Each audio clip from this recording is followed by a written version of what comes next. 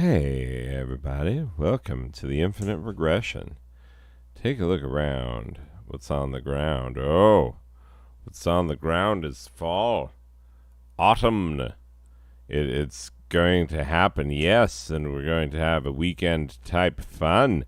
Yes. I know you've been waiting for the autumnal time of year. You've seen the vernal equinox of last year. You're ready for the autumnal. Anyway, so you come to the infinite regression. You ask it the infinite riddle. And boom! But a slightly bad drag over the other screen. You're there in weekend type fun. Huzzah! Anyway, yes, we're here in weekend type fun.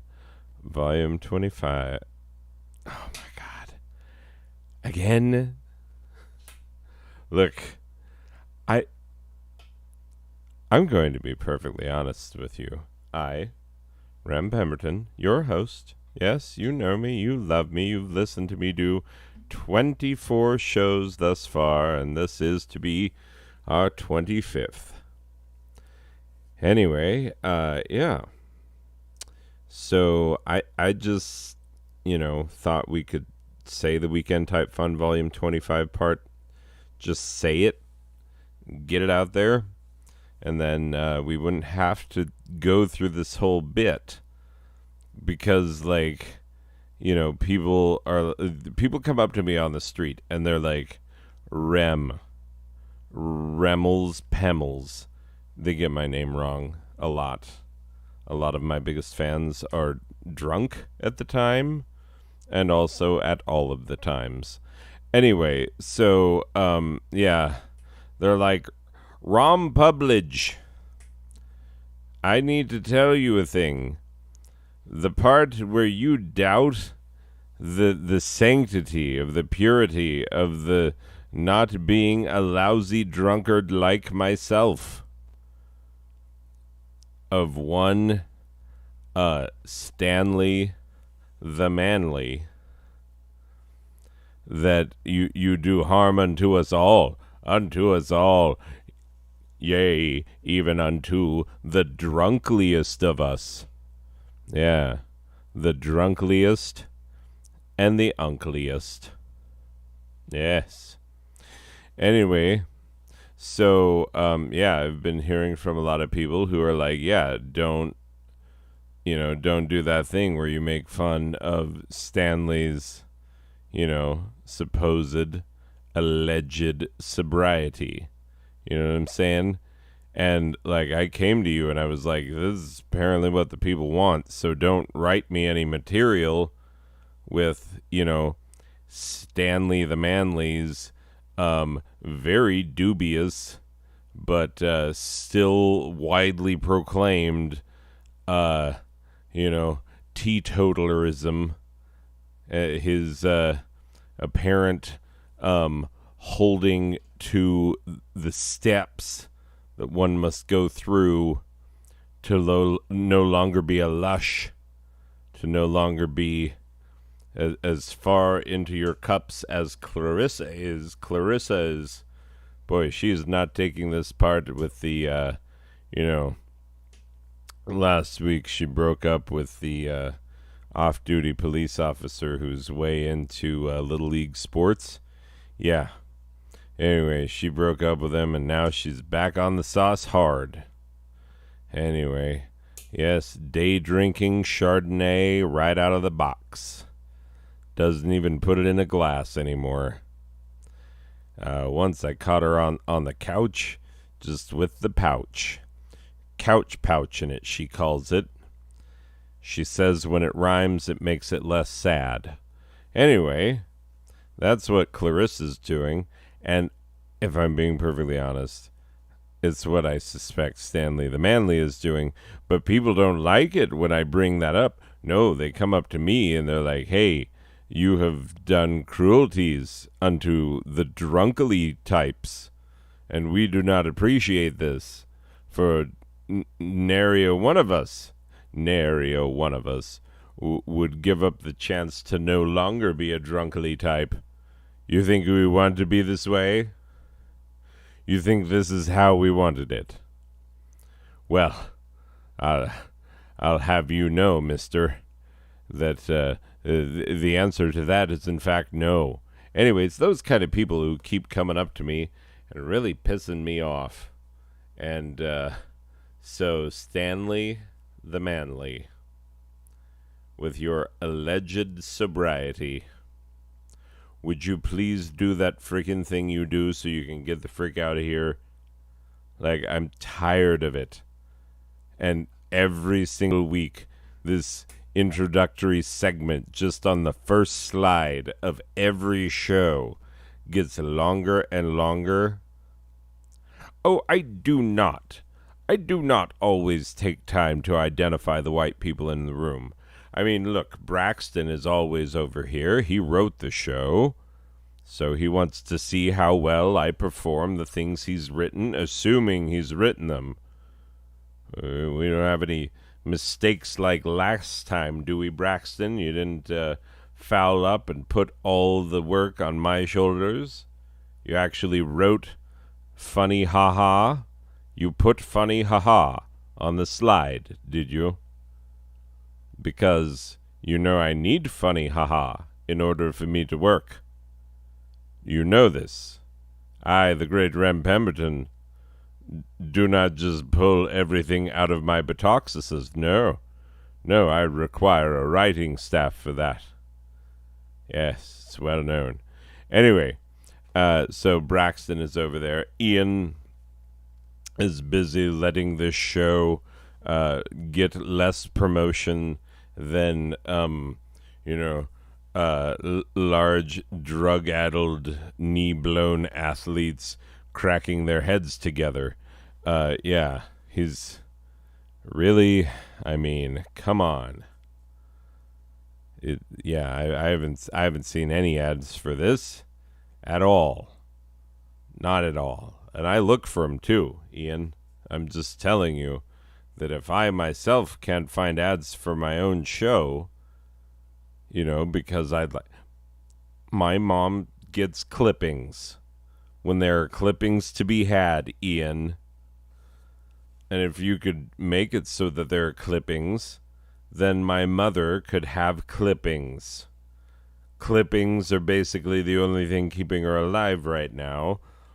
So I'd thank you very much if you could at least make sure that on a weekly basis, when we have the weekend type fun, that my mother have something to clip, lest you put her in an early grave. What's that? What's that, Ian? Oh, she's 97. A spry, healthy, vim and vigorous 97. Years young. Anyway, that's how she's doing. That's how she's living, and Anyway, Ian, I've yelled at you. Clarissa, I could yell at you, but you wouldn't remember it. You're too blackout drunk from this whole, pouchily, winily, drinking it straight from the source, sort of wine binge that you've been on lately. Yeah, I don't expect that I will hear a sober word from you in quite some time. We're gonna sign you up for some Christian dating service without your knowledge, just to, get you another relationship with a man who doesn't drink, so that, you can clean up your act until he finds out what a lush you are, and then, it'll all fall apart again, and then we'll have to do this whole dance all over again, won't we, Clarissa? Oh, my God.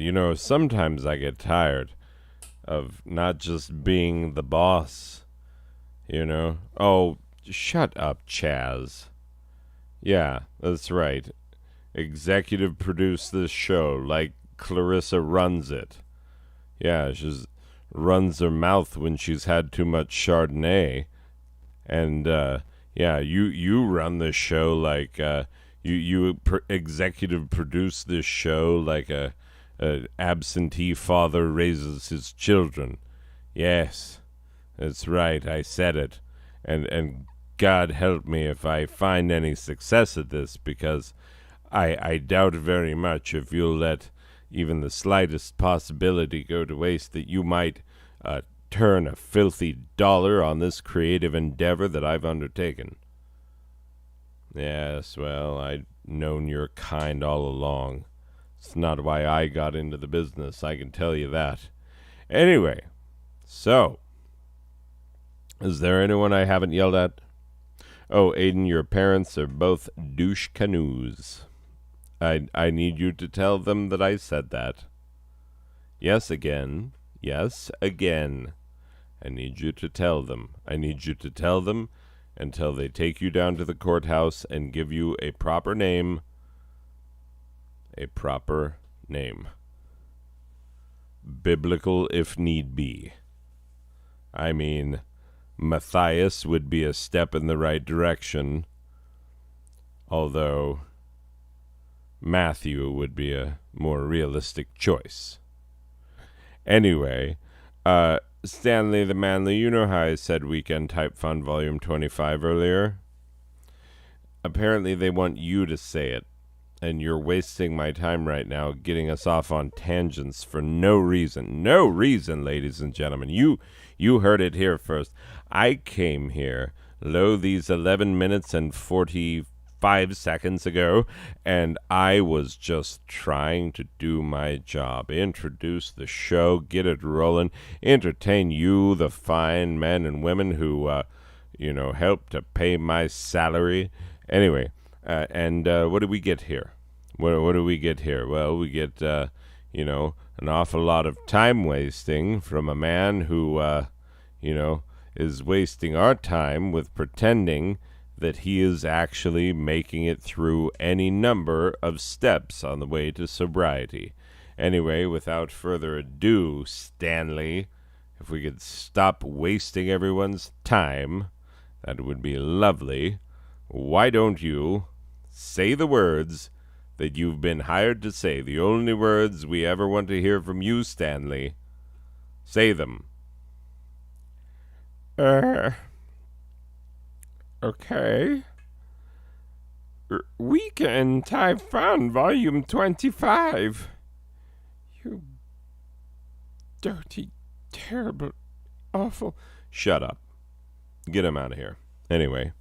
Hey, folks, it's a comedy time. Comedy time. Yes, that's right. Every weekend we have our Weekend Type Fun.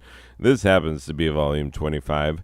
Hey, just cut everything prior to, me bringing it back in just now. Anyway, Weekend Type Fun Volume 25, like I was saying.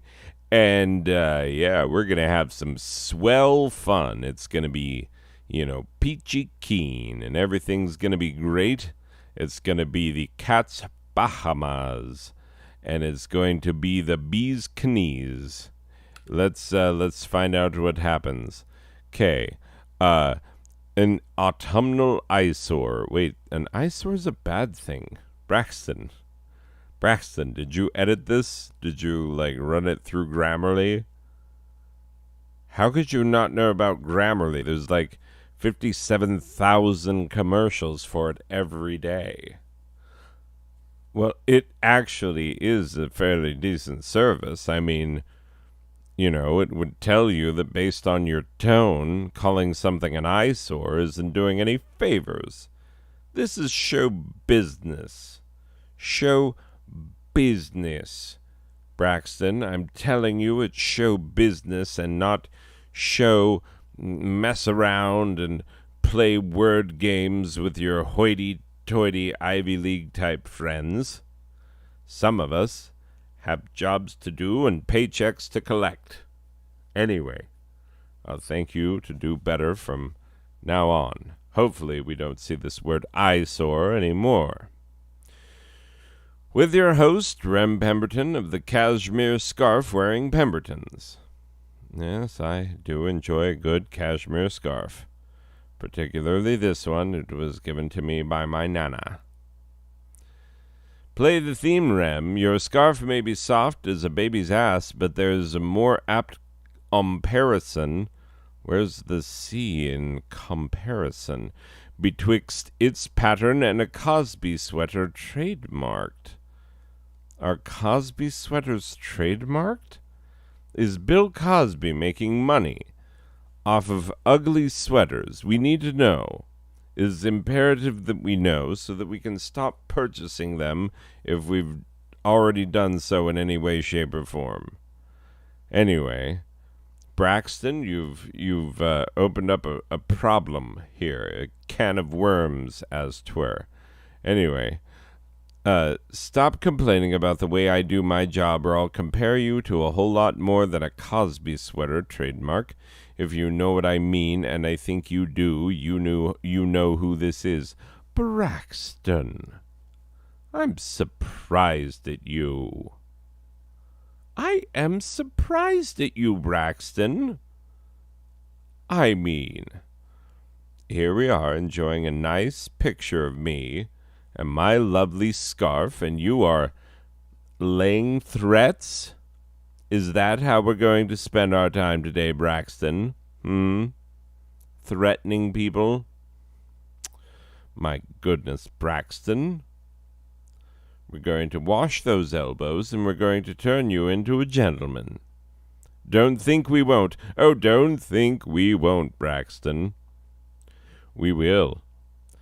We will have you knowing how to tell an oolong from a Darjeeling in no time. That's right. That's the thing you'll be able to tell. Just, small sips, and you will know. Anyway, yeah, I don't know why things took the turn they did. Let's move on. First turkey to the chopping blocks. Middle-aged guy explains slang terms he barely understands to his grandfather, using his grandfather's slang terms, which, admittedly, he barely understands. So wait, middle-aged guy is the go-between someone who is way back when and someone who is super right now? This does not seem like it's going to go well. Braxton, I'm putting prohibitive complaints against you, or not prohibitive, proactive, reactive, pre-strike. Yes, we're taking advanced strikes against the potential that this material is not good. Preemptive would be a word for it. That's right. Preemptive. We remember that word. Anyway, moving on. Here we go. That slang thing I just told you about. Hey, Rem from the future. This is Braxton from the past, and I just think you should recognize what a good job Braxton does, because he really is trying this week. And please don't make some jibe about the job I did last week. We were all different people last week. At least I was. I meditate now. You should see me. I look happy, I think. Oh my God.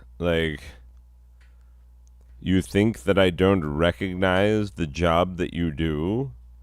I recognize it so well that when you don't do it, when you don't give me the gold that I am accustomed to, I have to say I miss it, Braxton. I miss it. There.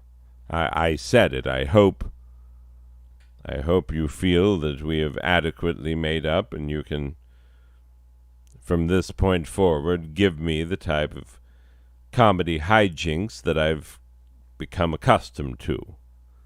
Help me look good, Braxton. Help me look good. Let's be on the same team. Here we go. Newfangled slang. Ah, nos, he didn't, fanboy cuz. Well, Gramps, I think it means 22 skidoo what a slick Johnny if he puts his peepers on your dame's gams.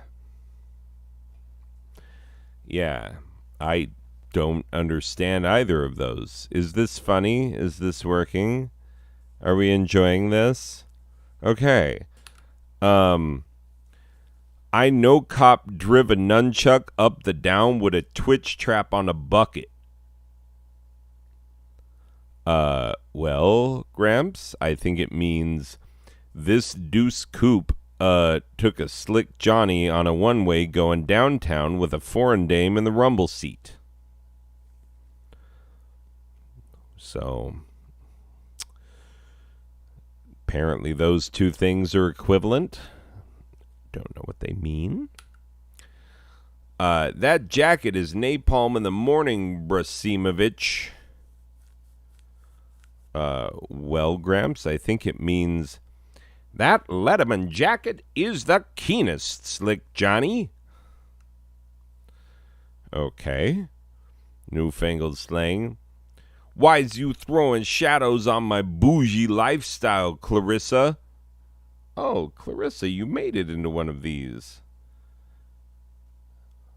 Wait, isn't Clarissa the new term that people are using? Like, you know how they have Karens who, like, call the cops on people who are having fun? And Clarissa is the one that shows up inappropriately drunk everywhere at times of day when no one should be drunk, and they call that a Clarissa? No, I've heard this. It's like, it's a thing now. No, Clarissa, I'm telling you, it's a thing, and I'm pretty sure it's based off of you. Anyway. Well, Gramps, I think it means, why dare you to come here and say that right to my punum, you foreigner? What was it with you guys in foreign... Wait, hold on, that part isn't in quotation marks. But seriously, what was it with you guys and foreigners back in the day, Gramps? Is that why you voted Trump? Because you were weird about foreigners back in the day? That's... This sandwich is driving a bus and hit me in different ways, bruh. Well, Gramps, I think it means... This Dagwood sandwich is piled high and rich enough with meats and condiments.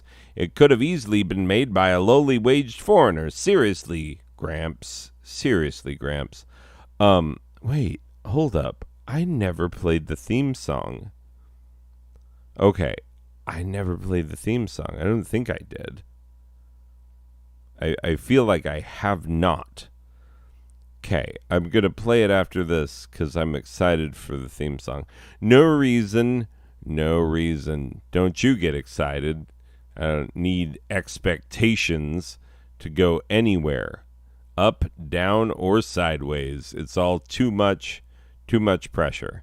Anyway. But yeah, Gramps, why are you all weird about foreigners? Come on. Newfangled slang. This literature of the English Restoration is low-key lit, though. Well, Gramps, I think it means this book about which it is very important to point out that it was written by a man and a white one at that. Seriously, Gramps? Seriously. You didn't even finish the thing. You just were like, oh, the man wrote this and a white man at that. You didn't even finish the thing, which is like low-key lit dough is like, you know, really cool. Stuff like that, you know? So, come on. Gramps. It means it's good. Newfangled slang. Okay, boomer. You needs to get awoken to the way it be up in this year, okay? Yeah, I can't. I think that's supposed to have the like, you know, like that sound that people be doing now, where they're like, "I'm gonna do the thing," you know, like, and you're like, "What?" That's not a noise for people. It's not a noise people make when they're speaking English and they're like, Yes, I'm going to do a thing that we both agree is grammatically correct, and it goes like this. And it's English. What? How dare you? Anyway, uh, well, Gramps, I think it means you think of your ways as the time when this country was great, but it was only great for racist, sexist white guys like you. I'm not kidding, Gramps. I've needed to tell you this since Q. I mean, you got into Q a while ago, and now it's just I can't even talk to you without you bringing up some crazy thing. Anyway, Gramps, I just want to have a good, normal relationship with you. Anyway, well, that took a turn for the unfunny. Well, Gramps, I think it means the panty boy New York writer tried to push his gay liberal agenda on us. No, that's seriously what you sound like all the time now. And it's terrible. It's legitimately terrible. But seriously though, R.I.P. Funny, 11/5/2021 until so late in the evening it became 11/6/2021. My life was short and unremarkable. Your text here. The first cranberry in the masher. Rem Pemberton hosts some boring-ass show within the show. Come on, have a little faith in your bits, Braxton. You think this is going to go well? I tell people it's a boring-ass show? You think that's going to help? People are going to get excited to be like, oh, I want to see it. It's a boring-ass show. What?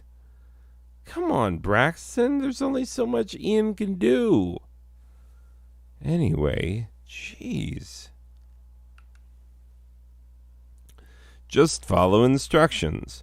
Rem, you say, good evening, ladies and gentlemen. It's that time of the evening when I stop calling movies movies and start calling them films. That's right. You get hoity-toity, private schoolboy. Wait a minute.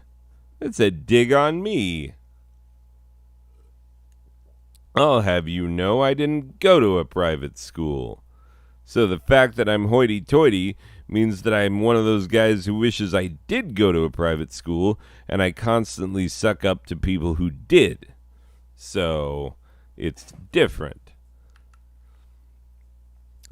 Tonight, ladies and gentlemen, we are going to take delight in the found film of now, canceled due to copyright claim films and TV shows ripped off by low-budget studios in poor countries. It's like Android Cop here. No, even lower budget and even poorer country. Snakes on a Train. That looks like Pockner-ish. No, much lower budget and much poorer economy. Chop Kick Panda. Yeah, that's by the time you got Chop Kick Panda, like you are out there in a rarefied air of terrible. Just right. Triassic World. Yeah, that looks, not great. So good in that sort of a way. Scroobles Didn't. This comes from Romania, 1973.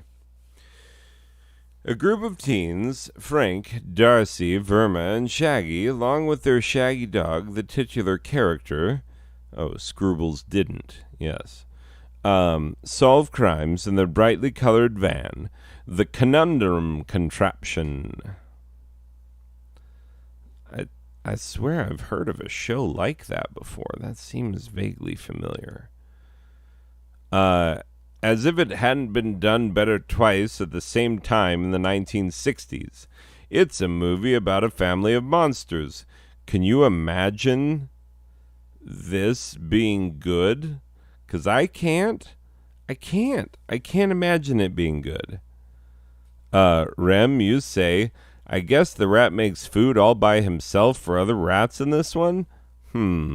Also, why does the girl rat have large pink bosoms? No, I'm not creeping. It's just weird that she's drawn that way, and the rat boy is shaped like a regular, albeit fat rat. But like, she's got very feminine curves for a rat, and he's just like a regular freaking rat. Like you've seen a bajillion times. It's ridiculous. Anyway. Señor Jesus y el bueno rumato Esteban. And this comes from Catholic Church occupied South America in 2019. They're still occupying quite strongly. They moved to have the Supreme Court remove this picture from Netflix because it does, in fact, depict a gay Jesus. So, people got all bent out of shape out of this one. And it's funny because it's like, right, people take this really seriously. Like, even more than I ever did. And they get very upset if you make even the slightest fun. I even saw a video where Muslims were like, well, because we also like Jesus, because he's like also a prophet that helped us get to the great and final one, which is Muhammad. Like, that he recognizes, like, oh my God, Jesus is important to Muslims too. And as a matter of fact, he's more important to Muslims than he is to Christians. And therefore, like, how dare people say this? And he's like, puh, doing the whole spit thing and the like, Anyway, it was crazy. But also the offices of the creator of this movie got firebombed, which is crazy. Anyway, regardless.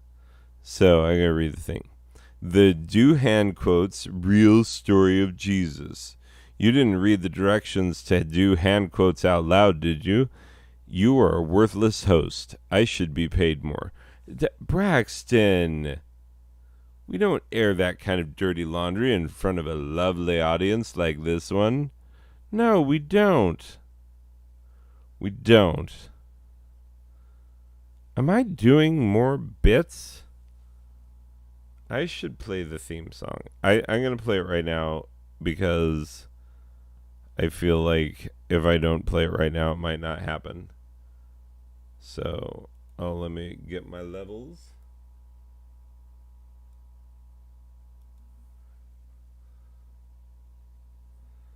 Okay, here we go.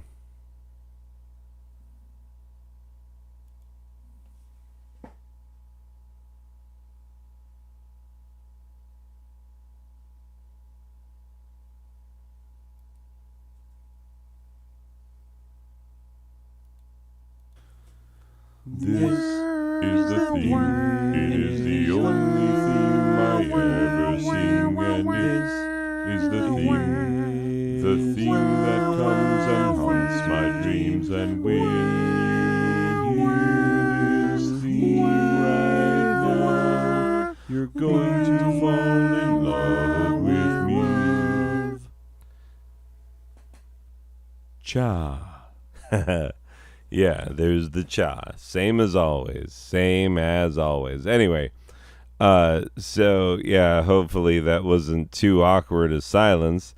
So I was frantically trying to get the thing started and everything, levels set the way that they need to be set and whatnot. So, yeah, hopefully it wasn't too long of a pause. But yeah, we'll see. Doctor Whom from Canada in 2013. He sends his friends across time and space, but does not himself time or space travel, nor does he fight the evil Devlocks with their toilet brush appendages, or the Compumen and their dryer vent arms. Yeah, that sounds like a terrible sci-fi show. Who would watch that? I mean, even Troy and Abed would be like, What is this? This is not good. Anyway, Super Pals from France in 1966. As one would expect from the French, this film features more nudity and kissing between the Batman knockoff and the Superman knockoff than you'd be comfortable sitting through. Trust me. Don't ask why you should trust me, just do. Did Rem successfully make the old family peanut brittle recipe and record this show in a single night? No, he did not. No, he did not. Let me tell you what he did. Let me tell you about this man before you, this Rem of Pemberton, of the Clemson Pembertons, who are all wearing cashmere scarves and doing lovely autumnal things together. Anyway, hey, here's the thing, is that yes, I do have the old family peanut brittle recipe, and I'm not kidding. There was an episode several back. I think it would have been a September episode because, it was during a time where it'd be ridiculous to have peanut brittle. You know what I'm saying? Like, the closer you get to Christmas, the more it's like, okay, I'm going to allow this, just this once. Like you're doing it in November. People are like, you sing one Christmas carol, you're done. But otherwise, I will let you pass, for real. Anyway, it do be like that. But yeah, like I wanted to make my peanut brittle because it's good and I enjoy eating it. And so, yeah, a few weeks ago, I actually made it. But, like, I did not make it tonight because I took so much time writing this show. Yes, believe it or not, these things get written. And so, yeah, I spent all this time writing this show. And then I look at the time and I'm like, well, I'm not going to upset my lovely wife by going to bed at the hour that I would be going to bed if I also did the peanut brittle and recorded this show. Like, what? That wouldn't work out. So you know what I did? Had some ice cream, and because I love my wife, I'm going to help her clean tomorrow. We have company coming over, and yeah, so I love my wife, and I chose her over, making delicious peanut brittle. Even though, don't look at the freaking time. How dare you? You never look at the time. Because some of these happen so freaking late. But it's the weekend, remember. The weekend type fun. Anyway, moving onward and upward. Did Rem success... Oh, this just adds a question mark. Find out after this slide? Question mark? Nope, you've already found out. Well, did you? After this point, you stopped writing and said you were going to go make the old family peanut brittle recipe. Well, I'm sorry to say it, ladies and gentlemen. I did not make peanut brittle. Maybe tomorrow. Maybe on the morrow I will make peanut brittle. Not today. Not today. So, sorry. It's the end now. Roll those crappy credits we do every time. Hey. Come on. This program was directed and performed by Rem Pemberton. Thank God it isn't October anymore, right? Yeah, you're not wrong. Written by Braxton Whiteguy. May not have been entirely sober whilst writing this week's slides.